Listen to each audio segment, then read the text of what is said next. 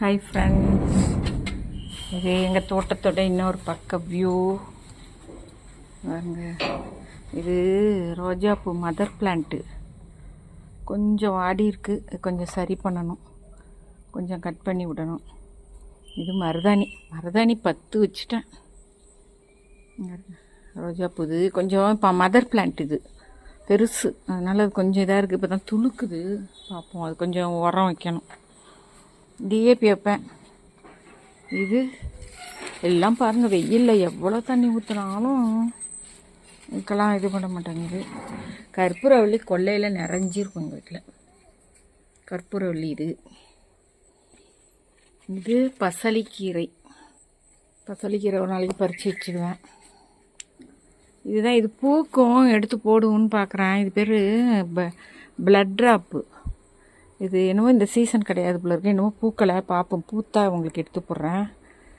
இது கருந்துளசி, எவ்வளோ பெருசு இருக்குது பார்த்தீங்களா. கட்டணும், இதெல்லாம் சரி பண்ண ஒரு ஆள் கிடைக்கல, என்னால் முடியல. சின்னதாக இருந்தது, இப்பெல்லாம் பெருசாக வளர்ந்துட்டு. பிள்ளைங்க எப்படி பெருசாக வளர்ந்தா நம்மளை கேட்க மாட்டேங்குதோ அது மாதிரி. இது ஏதோ ஒரு கொடி ஒன்று வருது, என்ன கொடி? ஓ, மல்லி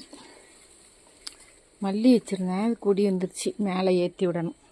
வந்துருக்கு பாருங்க. கற்பூரவள்ளி தான் பெருசாக வளர்ந்துட்டு பாருங்க. கற்பூரவள்ளி மஸ்ட்டுங்க. தினம் ஒன்று சாப்பிட்டோம்னா சளி தொந்தரவே இருக்காது, நுரையீரல் உள்ள சளியெல்லாம் எடுத்துரும்.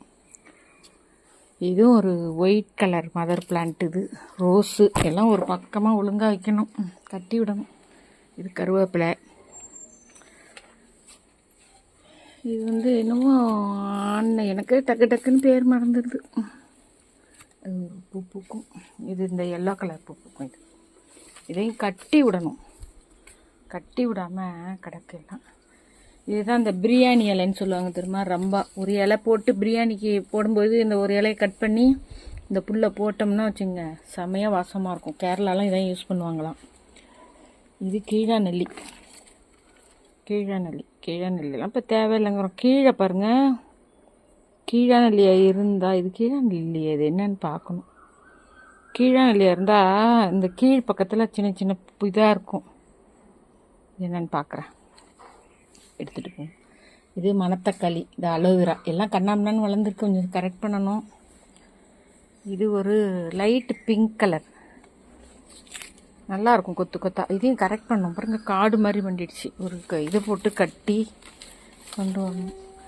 பப்பாளி இலை சும்மா சின்னதாக வச்சுருக்கேன், இலை எதுக்காது கசாயம் போடுறதுக்காக. பாருங்கள், நேற்று தான் தண்ணி முந்தா நாள் விட்டேன், அப்படி கல் கணக்காக இருக்குது, கல் மாதிரி இருக்குது. இது இன்டீரியல் பிளான்ட் தான். இது நம்ம வீட்டுக்குள்ளாரையும் வளர்க்கலாம், எங்கள் வீட்டில் நிறையா இருக்குது.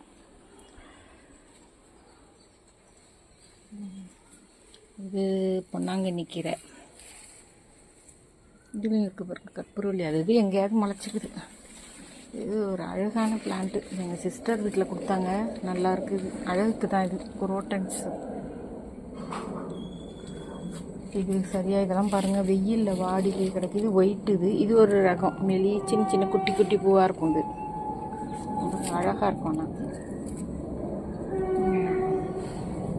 இது வீட்டில் இதுக்காக வைக்கிறது, வெறும் யூஸ் ஆகுமா என்னென்னு பார்க்கணும். இது திருஷ்டிக்காக வைக்கிறதுன்னாங்க. அதுலேயே ஏதோ ஒரு பூஞ்சை மாதிரி போட்டிருக்கு, நல்லாயிருக்கு. இது சும்மா கிள்ளி வச்சாலே போதும், வந்துடும். உங்களுக்கெல்லாம் வேணும்னா வாங்கிக்கங்க. இதுதான் சப்ஜா விதை இருக்குது பாருங்க, சப்ஜா விதையோட செடி. துண்ணூத்து பச்சைலம்பாங்க, திருநீற்று பச்சை இது பேர்.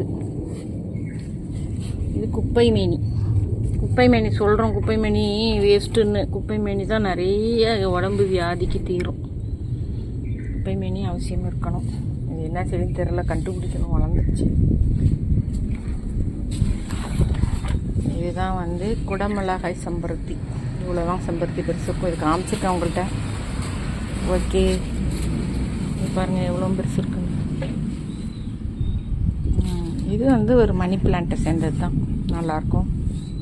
Okay, bye. பார்த்துருப்பீங்கன்னு நினைக்கிறேன். இங்கேருந்து பார்த்தா பாருங்க, அடினியம் பேர் எனக்கு ஞாபகம் இப்போ தான் வந்துச்சு பாருங்க. இது அடினியம். அது எடுத்து வெளிச்சத்தில் வைக்கணும். கொஞ்சம் மண் அணைக்கணும், எல்லாத்துக்கும் கொஞ்சம் வேர் தெரியுது, மண் அணைக்கணும். அடினியம் செடி. Okay guys, bye bye. குள்ளே வந்து தான் பை சொல்லணும், ஏன்னா பை.